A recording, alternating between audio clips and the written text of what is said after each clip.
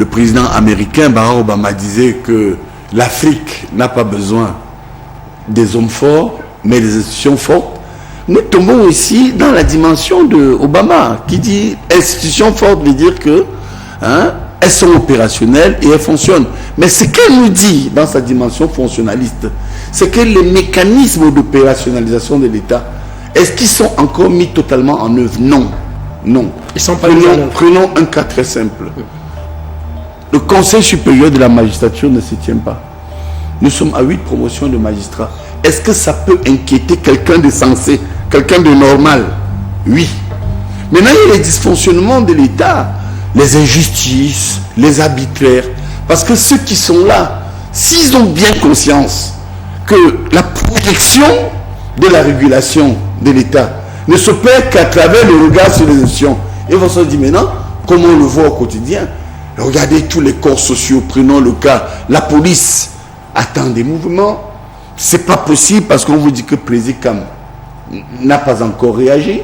La diplomatie attend les mouvements. C'est pas possible parce qu'on vous dit que Président n'a pas encore réagi. On peut prendre d'autres corps sociaux, l'enseignement supérieur, etc. Et bien d'autres corps sociaux, l'armée.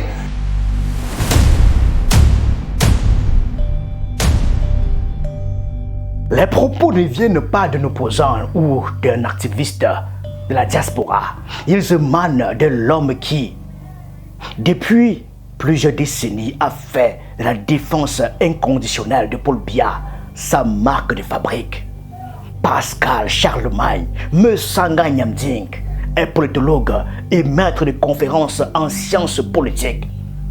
Exclu du RDPC en 2022 pour indiscipline, il se définit toujours comme un biaïste convaincu qui ne trahira jamais son maître politique.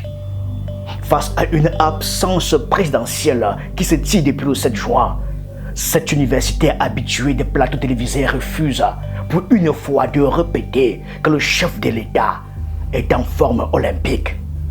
Cette hésitation verbale tranche avec la discipline habituelle des partisans du pouvoir. Dans un système où la fidélité s'exprime par un soutien sans faille au discours du régime, la position d'un loyaliste historique crée un véritable événement. En refusant d'affirmer que le président est au sommet de ses capacités physiques, Mesanga Nyamding expose ici le trouble qui gagne la communauté des fidèles des Tutsis. On dit les institutions sont là. Mon frère et mon ami Dima a aussi osé dire que le président se porte bien. Non, moi je vais à Genève souvent. Le président, il tient, il est debout, mais je ne viendrai pas dire comme lui que le président se porte bien. Parce que ceux qui vont s'aventurer dans ce champ, regardez la citation du professeur Gérard Konak que j'ai mis dans la réflexion ce matin. Il a dit, le mensonge en politique déconsolide l'État. Le président en 93 ans, on l'a vu avant au fouet. Et on a vu aussi quelques tentatives de coup d'État, comme ce monsieur qui est allé en prison, nous reviendrons là-dessus. Ça veut dire qu'en réalité, il y a une sclérose qui a entraîné une psychose qui fait qu'aujourd'hui, les Camerounais sont dans l'incertitude. Cette réserve prend tout son relief dans le concert dissonant qui entoure les 70 jours écoulés. C'est d'abord le ministre de la Communication, porte-parole du gouvernement, René Emmanuel Sadi, qui choisit l'antenne de RFI pour une déclaration visant à éteindre les rumeurs. Il y assure que le président est en vie, qu'il travaille depuis Genève et qu'il regagnera le pays très bientôt.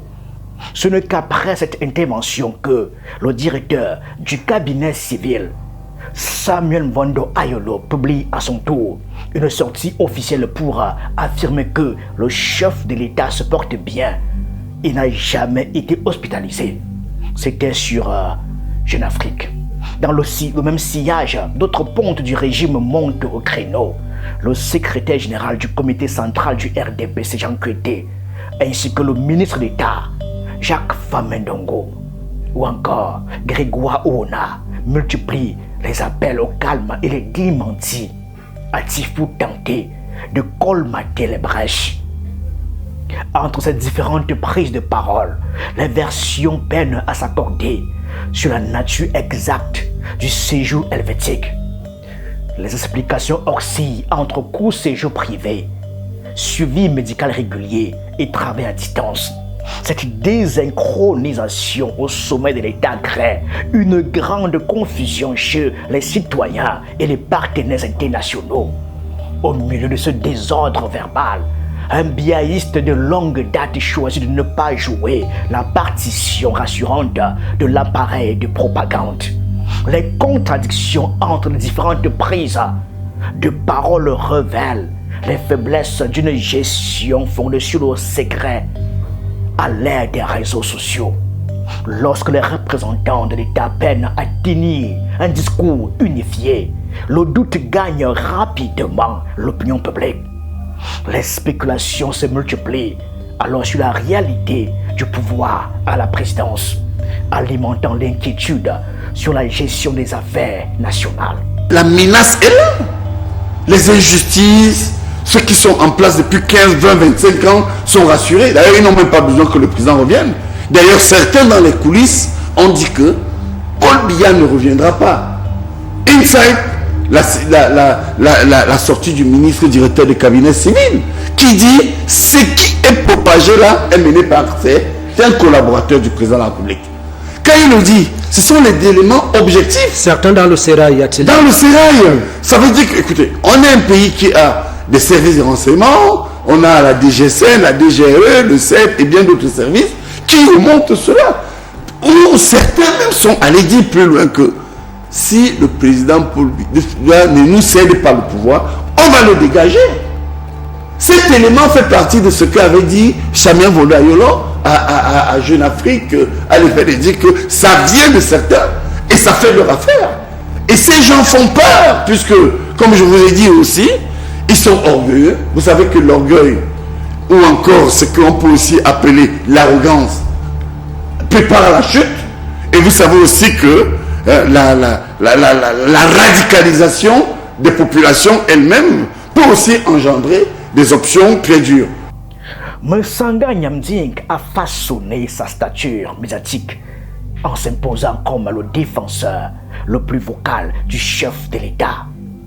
Sur les plateaux de télévision et les ondes de radio, il a incarné pendant des années la ligne dure du soutien au régime. Il rappelait constamment aux détenteurs du pouvoir que le président reste un être humain. Il affirmait qu'il a le droit d'être fatigué ou de manquer un sommet sans que cela ne justifie des demandes de démission. Sur le plateau de Vision 4, il martelait sa loyauté en déclarant qu'il quitterait la scène publique le jour où Paul Biya quitterait le pouvoir. Le 2 août dernier, dans l'émission Club d'élite, il affirmait encore agir dans l'ombre du chef de l'État. Il lui révélait lui avoir adressé une note personnelle pour le dissuader de créer un poste de vice-président. Une initiative qui montre une proximité qu'il continue de revendiquer malgré son exclusion du parti présidentiel. Quand vous avez par exemple des gens qui sont à la retraite depuis un temps et qui se disent autant en profiter, le président dans leur tête ne peut rien actuellement, chacun a un petit président dans son domaine, dans son champ d'action. Il dit tant mieux, ils n'ont qu'à croire aux institutions, mais en attendant nous sommes là. Bidima lui-même, je doute fort qu'il n'ait pas espoir qu'un petit mouvement puisse le propulser quelque part. Mais c'est le désespoir à un moment donné parce qu'on se dit que le président n'est pas là. Et puis il y a des actes qu'on appelle segmentés. Vous savez, en sciences politiques, un acte segmenté, c'est qu'à un moment donné, parce qu'on ressent une crise, on résiste. Parce que gouverner, c'est prévoir.